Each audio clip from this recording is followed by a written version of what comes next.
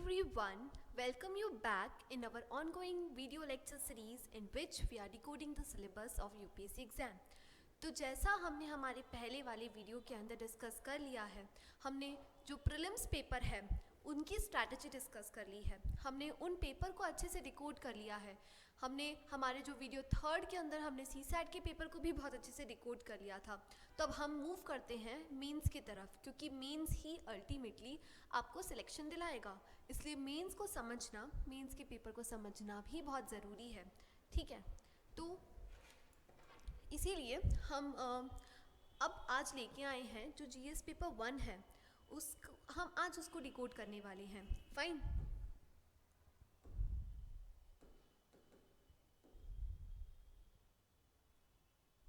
Wait,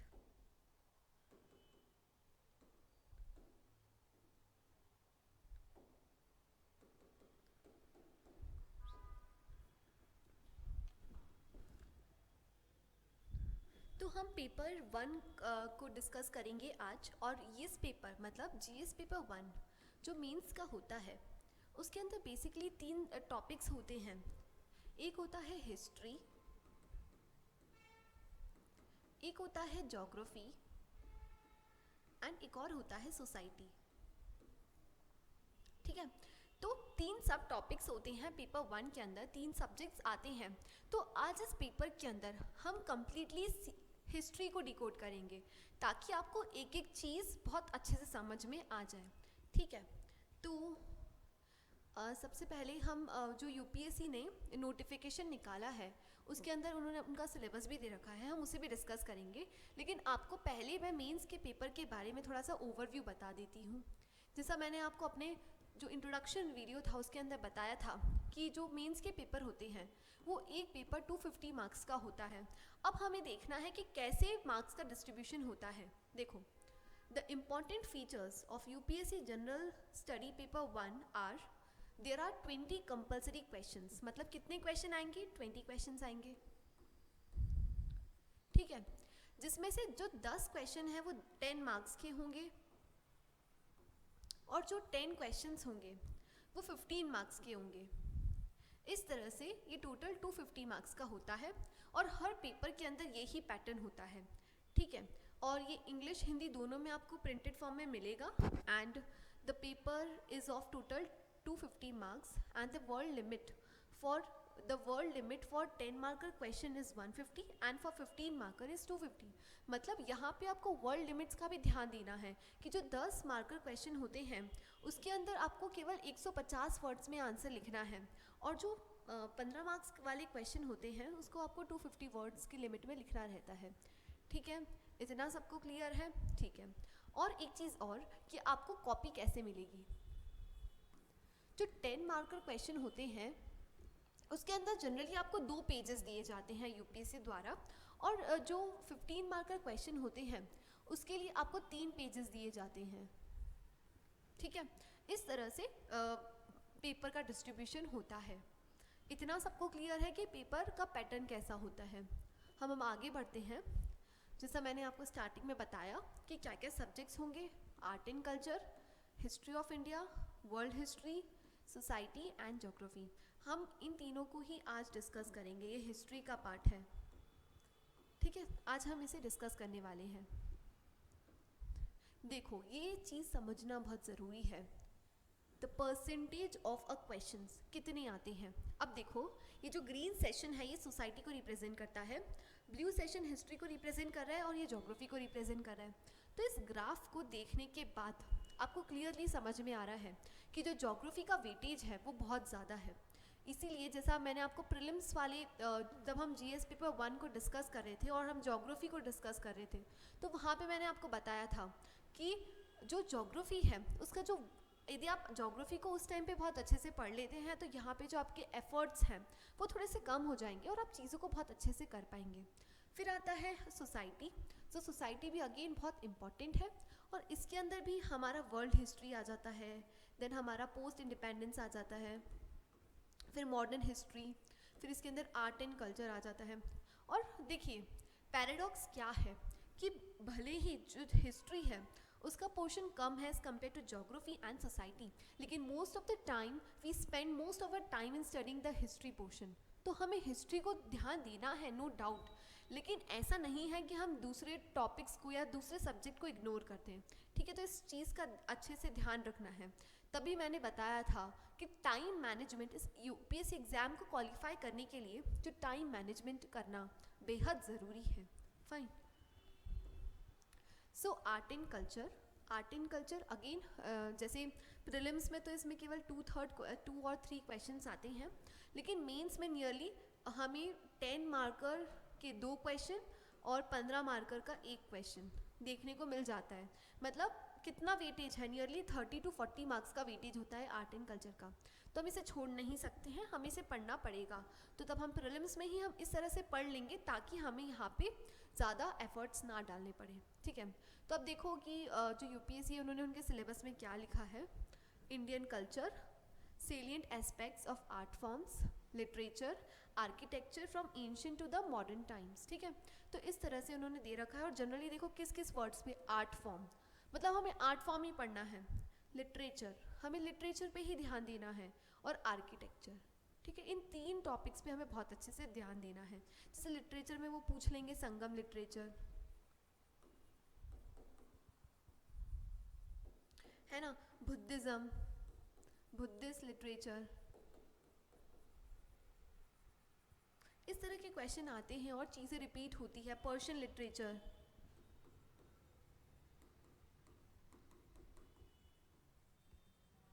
ठीक है। इस तरह से हमें अच्छे से पढ़ना है। अब हम और अच्छे से इसे आगे देखेंगे पीवाई की इसके थ्रू। जैसे आर्ट फॉर्म, तो आर्ट फॉर्म 2 टाइप के होते हैं, एक होता है विजुअल आर्ट, एक होता है परफॉर्मिंग आर्ट।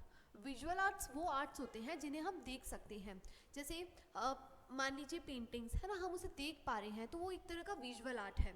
लेकिन परफॉर्मिंग आर्ट जिसे हम परफॉर्म करते हैं, जैसे डांस हो गया, इवन हम लैंग्वेजेस बोलते हैं, थिएटर्स, पपेट्री फॉर्म्स, ठीक है। तो ये सब क्या है, ये परफॉर्मिंग आर्ट है। तो इस तरह से आर्ट एंड कल्चर का क्लासिफिकेशन होता है, ठीक है। और ये देखो विजुअल आर्ट्स के अंदर पेंटिंग हो गया, आर्किटेक्चर हो गया, पोट्री हो गया, स्कल्पचर्स हो गया, ठीक है।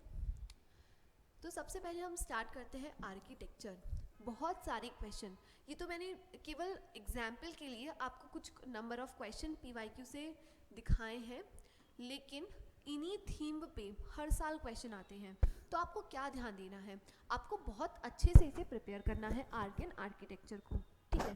जैसे देखो पीवाईक्यूज देखेंगे तो पता चलेगा, यहाँ पे आ गया Chola architecture represents a high watermark in the evolution of temple architecture discuss. मतलब देखो यहाँ पे थीम क्या है, टेम्पल आर्किटेक्चर। तो आपको टेम्पल आर्किटेक्चर को और भी डिटेल में आगे का जो मेंस का एग्जाम हो सकता है उसके अंदर चांसेस हैं कि टेम्पल आर्किटेक्चर पे और बहुत सारे क्वेश्चन आ जाए, क्योंकि अभी राम मंदिर भी न्यूज़ में था। तो आप यहाँ से समझ सकते हैं कि कैसे क्वेश्चन आते हैं, and we have to discuss, हमें डिस्कस करना है। फिर नेक्स्ट क्वेश्चन उन्होंने पूछा था, the mesolithic rock cut architecture of India not only reflect the cultural life of the time but also the time of Asiatic sense compared to the modern painting. Critically evaluate, तो यहाँ पे painting से question आ गया। फिर आ गया rock cut architecture, ठीक है। तो ये जैसे the rock cut architecture represent one of the most important source of our knowledge of early Indian art and history, we have to discuss, ठीक है। तो इस तरह से हमें चीज़ों को देखना है, इस तरह से हमें चीज़ों को प्रिपेयर करना है। तो आर्किटेक्चर के अंदर आप क्या क्या प्रिपेयर कर सकते हैं, तो पीवाईक्यू से समझ में आया कि हमें आर्किटेक्चर में क्या क्या करना है। हमें देखना है मुगल्स आर्किटेक्चर, हमें देखना है मौर्यंस, फिर हमें देखना है गुप्ता आर्किटेक्चर। फिर हम देखेंगे दिल्ली सल्तनत के टाइम पे क्या था, ठीक है। फिर हम देखेंगे ये कैसे जो शुंगाज आए थे उनका आर्किटेक्चर था। फिर पालास का आर्किटेक्चर, ठीक है। इवन सबसे इम्पोर्टेंट विजयनगर एम्पायर,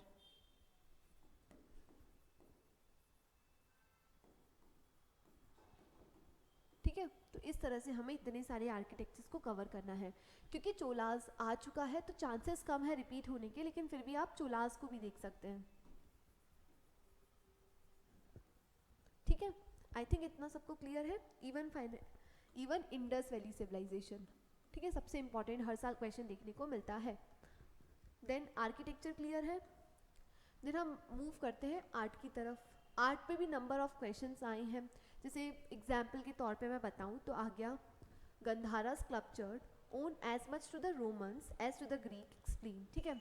जैसे देखो यहाँ पे गंधारा का आया था, यहाँ पे भी Greco Bactrian element in the Gandhara art, मतलब देखो चीज़ें रिपीट हो रही हैं। और यदि जिसने भी ये शायद 2013 में क्वेश्चन आया था और ये 2020 में क्वेश्चन आया था, तो यदि जिसने ये पहले अच्छे से देख लिया होता और एनालाइज कर लिया होता वो इस क्वेश्चन को आराम से सॉल्व कर सकता था। तो इस तरह से आपको देखना है, जैसे safeguarding the Indian art heritage is the need of movement discuss, ठीक है। तो इस तरह से मेंस के क्वेश्चन आते हैं। ये जनरली 10 मार्कर क्वेश्चन थे। और यदि आप पहले से आर्किटेक्चर को प्रिपेयर नहीं करेंगे तो वहाँ पे जो मतलब 10 मार्कर क्वेश्चन के लिए आपको केवल 7 मिनट मिलते हैं, तो उस टाइम पे आप ये मैनेज नहीं कर पाएंगे। इसलिए आपको क्या है, अभी से ही कोशिश करना है, अभी से प्रैक्टिस करना है। फिर आता है लिटरेचर। जैसे मैंने पहले बताया कि इससे क्वेश्चन आते हैं। तो सबसे पहले था evaluate the nature of bhakti literature and its contribution to the Indian culture. Persian literature source to the medieval history reflect the spirit of age. Comment, though not very useful from the point of view of connecting political history of the South India, the Sangam literature portrays the social and economic condition of its time with a remarkable vividness. Comment, ठीक है। तो इस तरह से देखो literature, यहाँ पे आ गया भक्ति लिटरेचर, पर्शियन लिटरेचर, है ना, और यहाँ पे भी आ गया संगम लिटरेचर। देखा लिटरेचर के कितने सारे क्वेश्चन आ रहे हैं, तो हो सकता है आगे भी आ जाएगा गुप्ता लिटरेचर पे।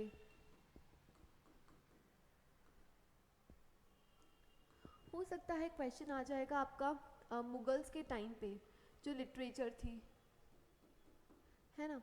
फिर क्वेश्चन आ सकता है उर्दू लिटरेचर। तो ये आपको पहले से ही प्रिपेयर करके रखना है, क्योंकि क्वेश्चन आए हैं तो बहुत ज़्यादा चांसेस हैं कि ये रिपीट हो सकते हैं। फाइन। देन आता है history. I think art and culture सबको क्लियर है। अब हम आगे बढ़ते हैं हिस्ट्री की तरफ। तो हिस्ट्री में ये सिलेबस दे रखा है, जैसे कि modern Indian history from about the middle of the 18th century until the present, significant events, personalities and issues, the freedom struggle, its various stages and important contributors and contribution from different parts of the country, ठीक है। तो इस तरह से syllabus दे रखा है history का और इसे भी आपको बहुत अच्छे से प्रिपेयर करना है। अब देखो पर्सनालिटी रिलेटेड क्वेश्चंस आते हैं हर साल। जैसे कौन कौन सी पर्सनालिटी, शायद वो गवर्नर से पूछ लेगा, या तो सरदार वल्लभ भाई पटेल, बोस, गांधी जी, इवन जवाहरलाल नेहरू, बहुत इंपॉर्टेंट पर्सनालिटी है ना। ऐसे बहुत सारे लोग हैं जिन्होंने बहुत अच्छा काम किया था इंडियन फ्रीडम स्ट्रगल के टाइम पे। तो ये चीज़ों को आप इन लोगों को बहुत अच्छे से प्रिपेयर करना है। जनरली यदि आप PYQs देखोगे तो आपको समझ में आएगा कि यूपीएससी क्या करता है, कभी कभी कंपैरिजन दे देता है कि अच्छा गांधी जी एंड रविन्द्रनाथ टैगोर की जो पर्सनालिटी है उनमें क्या डिफरेंसेस थे, है ना, किस पॉइंट पे उनमें सिमिलैरिटी थी। जैसे अभी 2023 वाली मेंस के पेपर में क्वेश्चन आया था, ठीक है। तो ये चीज़ आपको अच्छे से पढ़नी पड़ेगी पहले से ही, ठीक है। तो ये हो गया। जैसे मैंने PYQs भी दे दिए। In how many ways Lord Dalhousie was the founder of modern India? Elaborate. How different would have been the achievement of Indian freedom movement without Mahatma Gandhi? Discuss, ठीक है। तो जैसे महात्मा गांधी नहीं होते तो इंडियन फ्रीडम स्ट्रगल कैसा होता, ठीक है। तो आप देख सकते हैं कि क्या क्या गांधी जी ने अलग से किया है, और यदि वो नहीं होते तो वो सारी चीज़ें नहीं होती। तो इस तरह से आप पहले से फ्रेम करके रख सकते हैं। फिर आता है इवेंट्स। तो इवेंट से क्वेश्चन आएंगे, जैसे quit India movement, non corporation movement, civil disobedient movement, Swadeshi movement, revolt से क्वेश्चन आ जाते हैं, ठीक है। तो इस तरह से इवेंट्स से क्वेश्चन आते हैं हर साल। जैसे मैंने PYQs भी दे रखे हैं। Explain how the uprising of 1857 constitute an important watershed in the evolution of British policy towards the colonial India. Then second question, highlight the importance of new objective that got added to the vision of Indian independence since the 20th of the last century. And next आता है bring out the constructive program of Mahatma Gandhi during the non-corporation movement and the civil disobedient movement, ठीक है। तो इस तरह से event से question आते हैं। जैसे इधर आ गया सिविल डिसोबीडियंट मूवमेंट, देन इधर आ गया नॉन कॉर्पोरेशन मूवमेंट वगैरह, ठीक है। तो इस तरह से आप कर लेना प्रिपेयर अच्छे से। देन पॉलिसी से क्वेश्चन जैसे PYQs में आए हैं, इसके अंदर आ गया कि we have to evaluate the policies of Lord Curzon and their long term implication on the national movement. Then clarify how the mid-18th century of India was beset with the spectrum of the fragmented politics, ठीक है। तो इस तरह से policy से question आ रहे हैं। तो हमें क्या प्रिपेयर करना है, हमें ब्रिटिश की जो पॉलिसीज़ थी उन्हें अच्छे से देखना है, ठीक है। उनकी क्या एडमिनिस्ट्रेटिव पॉलिसी थी, क्या उनकी जनरली हम देखें कि जैसे कर्सन ने भी बहुत सारी अलग अलग पॉलिसीज़ लेके आई थी, तो वो क्या पॉलिसीज़ थी, तो इस तरह से आपको प्रिपेयर करना है, ठीक। देन विमेंस का रोल, विमेन रोल पे से भी बहुत सारे क्वेश्चन आते हैं। यदि आप PYQs देखोगे तो आपको ये चीज़ समझ में आएगी। जैसे defining the periods of age, gender, religion, the Indian women becomes the torch bearer during the struggle for the freedom in India. We have to discuss कि how womens played a very important role in the Indian freedom movement. तो ऐसे ही women के अलग अलग, मान लो कभी आ सकता है कि विमेन का रोल इन 1857 रिवोल्ट स्पेसिफिकली पूछ लेंगे, या तो पूछ लेंगे कि बताओ कि नॉन कॉर्पोरेशन मूवमेंट के टाइम पे जो विमेन हैं उनका क्या रोल रहा था। तो आपको एक दो एग्जाम्पल पहले से प्रिपेयर करके रखने हैं। यदि आप एग्जाम्पल कोट करते हैं तो चीज़ें बहुत आसानी से और बहुत बेहतर वे में एग्जामिनर को समझ में आ जाएगी, और डेफिनेटली आप लोगों को ज़्यादा मार्क्स मिलेंगे एज़ कम्पेयर टू जो ये सारे एग्जाम्पल्स नहीं लिखेगा। फिर आता है पोस्ट इंडिपेंडेंस। अगेन देखा गया है कि 2023, 22, इवन 21 में भी जो पोस्ट इंडिपेंडेंस का पोर्शन है या क्वेश्चंस हैं वहाँ से ज़्यादा क्वेश्चन नहीं आ रहे हैं। हो सकता है बाय चांस एक दो क्वेश्चन आ जाएं, दो तो बहुत ज़्यादा है, शायद एक ही क्वेश्चन आएगा। तो इसके लिए आप केवल NCERT पढ़ सकते हैं, और आपको बस ब्रॉडली ओवरव्यू होना चाहिए कि पोस्ट इंडिपेंडेंस के टाइम पे क्या हुआ था। तो आप बेसिकली आंसर को पहले से ही प्रिपेयर करके, जैसे रीऑर्गेनाइजेशन, जैसे पोस्ट इंडिपेंडेंट कंसोलिडेशन कैसे हुआ था एंड देन रीऑर्गेनाइजेशन, ठीक है। तो ये दो चीज़ें रहेंगी तो आप आराम से चीज़ों को हैंडल कर पाएंगे। कैसे हुआ था इन दोनों के आप कुछ कुछ पॉइंटर्स या एक दो पेजेस में अपने नोट्स बना लें तो आप ये आराम से रिवाइज करके जा सकते हैं। फिर आता है इनके, देखो PYQs में कुछ डिस्कस कर लेती हूँ। जैसे discuss the objective of Bhoodan and Gramdan movement initiated by the Acharya Vinoba Bhave and their success movement. Write a critical note on the evolution and significance of slogan Jai Jawan Jai Kisan movement, ठीक है। Discuss the contribution of Maulana Abdul Kalam Azad to the pre and post independence India. Analyze the circumstances that lead to the Tashkent Agreement in 1966. Discuss the highlights of the agreement, ठीक है। तो इस तरह से questions आते हैं, और ये वाले ना आप पढ़ोगे तो पोस्ट इंडिपेंडेंस की बुक NCERT तो उसके अंदर आपको मिल जाएंगे, तो चीज़ें आराम से हो जाती हैं, ठीक है। जैसे critically examine the compulsion which promoted India to play a decisive role in the emergency of Bangladesh.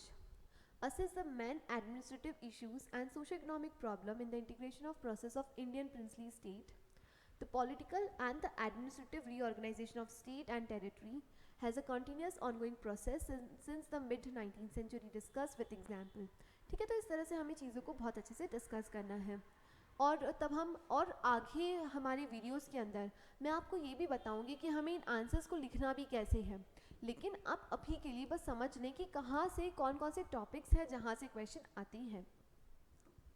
फिर आता है वर्ल्ड हिस्ट्री। अब देखो इसके भी नंबर ऑफ़ क्वेश्चंस बहुत कम आते हैं यदि हम मेंस की बात करें, लेकिन हम क्योंकि UPSC बहुत ज़्यादा ही अनप्रिडिक्टेड है, हम इसे इग्नोर नहीं कर सकते हैं। तो हमें क्या करना है कि वर्ल्ड हिस्ट्री को हमें नो डाउट पढ़ना है, लेकिन हमें कैसे पढ़ना है, हमें स्मार्ट वे में पढ़ना है। आप चाहें तो किसी टॉपर्स के नोट प्रेफर कर सकते हैं जिन्होंने बहुत क्रिस्प मैनर में वर्ल्ड हिस्ट्री के, जैसे श्रेयस सर हैं जिनकी ऑल इंडिया रैंक 4 आई थी 2018 में, तो आप उनके नोट्स देख सकते हैं। उनके बहुत छोटे से 10 to 15 पेजेस में उनके नोट्स कवर हैं, तो आपको वो बहुत हेल्पफुल, आपको एक्स्ट्रा मेहनत नहीं करनी पड़ेगी, और आपको वर्ल्ड हिस्ट्री के अंदर बेसिक्स पढ़ना है बस। जैसे अमेरिकन रिवॉल्यूशन हो गया, फ्रेंच रिवॉल्यूशन हो गया, इसी तरह से आपको बस बेसिक कवर करना है, क्योंकि यदि कुछ डिटेल में क्वेश्चन आता है तो वो कोई भी नहीं कर पाएगा और आपको फिर उधर उधर की बातें ही, छोटी मोटी बातें आप लिख के आओगे तो भी आपको 1-2 मार्क्स तो मिल जाएंगे। लेकिन केवल उस एक क्वेश्चन के चक्कर में आप 1 मंथ वेस्ट करते हैं तो फिर वो एक तरह से वार्निंग होगी कि आप गलत ट्रैक पे हैं। इसीलिए आपको ऐसा नहीं करना है कि वर्ल्ड हिस्ट्री में आप 1-2 महीने वेस्ट कर रहे हैं, बल्कि आपको स्मार्टली चीज़ों को प्रिपेयर करना है। जैसे देखो क्या दे रखा है, history of world will include the event from 18th century such as industrial revolution, world wars, withdrawal of national boundaries, colonization, decolonization, political philosophies like communism, capitalism, socialism, etc. and their forms and effects on the society. Fine? So इस तरह से ये syllabus है और आपको केवल syllabus के basis पे जैसे इंडस्ट्रियल रिवॉल्यूशन बहुत अच्छे से पढ़ लेना, वर्ल्ड वॉर बहुत अच्छे से देख लेना, ये नेशनल बाउंड्रीज कैसे विड्रॉ हुई थी जनरली अफ्रीका में, यूएसए में, जापान में, इंडिया में, ठीक है। तो इनके बारे में थोड़ा सा बहुत बेसिक सा पता होना चाहिए, बाकी कोलोनाइजेशन, डीकोलोनाइजेशन और ये चीज़ें हो जाएगी। जैसे PYQs देखो क्या क्या आए हैं। What policy instruments were deployed to contain the general economic depression? To contain the great economic depression, जैसे जो great economic depression आया था उस टाइम पे क्या क्या policy measures लिए गए थे। American Revolution was an economic revolt against the mercantilism. We have to substantiate this answer. Africa was chopped with the state artificially created by the accident of European competition. We have to analyze this.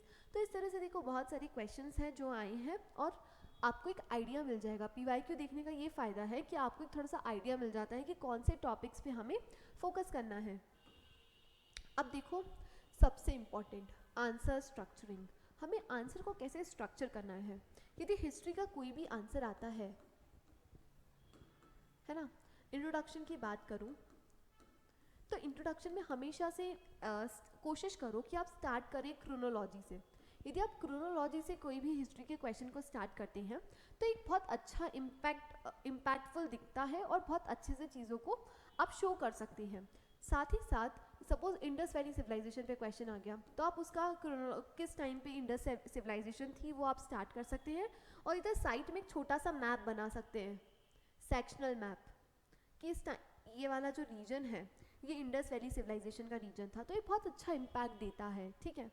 फिर होता है यदि हम content की बात करें तो content जैसे हम बॉडी है ना, उन्होंने पूछा कि विमेन का contribution in the Indian freedom movement, तो आपको क्या करना है, आपको चीज़ों को एकदम क्रोनोलॉजिकल वे में अरेंज करना है। पहले आप डिस्कस करें कि 1905 के टाइम पे जो स्वदेशी मूवमेंट हुआ था उसके अंदर विमेन का क्या रोल था। फिर आप आगे मूव करेंगे तो आपको पता चलेगा कि 17 में तब होम रूल लीग आया था, तो जैसे एनी बीसेंट वगैरह का कैसा रोल रहा था। तो आपको क्या करना है, कंटेंट को भी क्रोनोलॉजी में ही अरेंज करके लिखना है।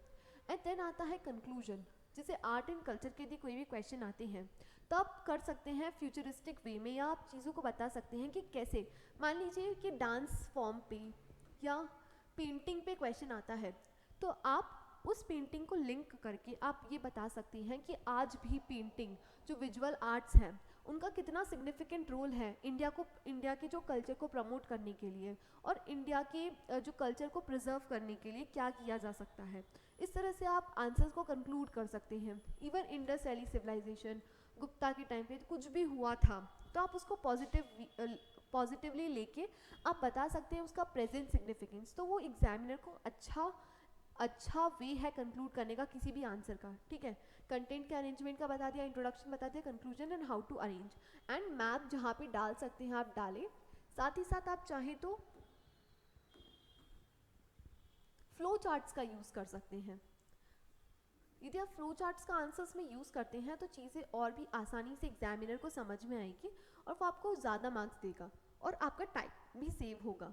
जैसे कि मान लीजिए इंडियन फ्रीडम मूवमेंट है ना, इस पर कोई भी क्वेश्चन आता है तो आप इसे कर सकते हैं। मान लीजिए वर्कर का रोल पूछ लिया, वर्कर्स का रोल पूछा तो आप कर सकते हैं कि 1905 से लेके 20 तक कैसे वर्कर्स ने रोल प्ले किया है, फिर 1920 से लेके यदि हम बात करें 35 तक वर्कर्स का रोल क्या है, फिर 1935 से लेके टिल इंडिपेंडेंस 45 तक कैसे रोल रहा था, ठीक है। तो इस तरह से यदि आप करते हैं तो चीज़ें और भी आसानी से एग्जामिनर को समझ में आएगी और आपकी जो कॉपी है वो बहुत ज़्यादा रिप्रेजेंटेटिव दिखेगी, बहुत अच्छे से शायद आपको 1 मार्क्स एक्स्ट्रा मिल जाए। और यदि आपको हर पेपर में भी ना, मान लीजिए हर क्वेश्चन के अंदर आप आधा मार्क्स ज़्यादा लेते हैं, तो कम से कम एक पेपर के अंदर आप 10 मार्क्स बढ़ा सकते हैं, और 10 मार्क्स बहुत ज़्यादा होते हैं, ठीक है। तो इस तरह से आपको हिस्ट्री को प्रिपेयर करना है। और मैंने जो बुक लिस्ट बताई थी, जैसे स्पेक्ट्रम हो गई, है ना, इन्हीं को ही हमें यूज़ करना है मॉडर्न हिस्ट्री को पढ़ने के लिए, मींस के लिए भी कोई अलग से रिसोर्सेज नहीं होंगे। लेकिन आपको क्या करना है, आपको ब्रेनस्टॉर्मिंग पे ज़्यादा फोकस करना है। ब्रेनस्टॉर्मिंग कैसे, जैसे आपने स्पेक्ट्रम अच्छे से पढ़ ली, स्पेक्ट्रम पढ़ने के बाद बुक को बंद करें और लिंक करने की कोशिश करें कि अच्छा विमेन, हमने वहाँ पे विमेन का रोल देखा था, तो विमेन कहाँ पे हमने देखा कि कौन कौन सी विमेन्स आई थी वगैरह वगैरह। तो इस तरह से चीज़ें बहुत अच्छे से प्रिपेयर होने लगेगी। फाइन। सो यही था हमारे जीएस पेपर 1 जो मेंस का था। उसमें हमने इस लेक्चर में हिस्ट्री को डिस्कस कर लिया है। अब जो नेक्स्ट वीडियो आएगा, video number 5 and video number 6, इसके अंदर हम सोसाइटी को डिस्कस करेंगे और इसके अंदर हम ज्योग्राफी को डिस्कस करेंगे। और तब ये तीनों वीडियो लेक्चर्स आप देख लोगे तो आपकी कॉम्प्रहेंसिव वे में जीएस पेपर 1 जो मेंस का होता है उसकी प्रिपरेशन कंप्लीट हो जाएगी। तो इस तरह से आप पेपर 1 को बहुत अच्छे से कंप्लीट कर सकते हैं। फाइन। यदि आपको हमारा वीडियो लेक्चर अच्छा लग रहा है तो please do like and subscribe our channel, and thank you so much कि आप अभी तक हमारे इस वीडियो को देख रहे हैं। और यदि आप भी उन्हीं लोगों में से हैं जो अभी तक इस स्ट्रैटेजी को देख रही हैं, तो I think you are on the right track. So thank you everyone.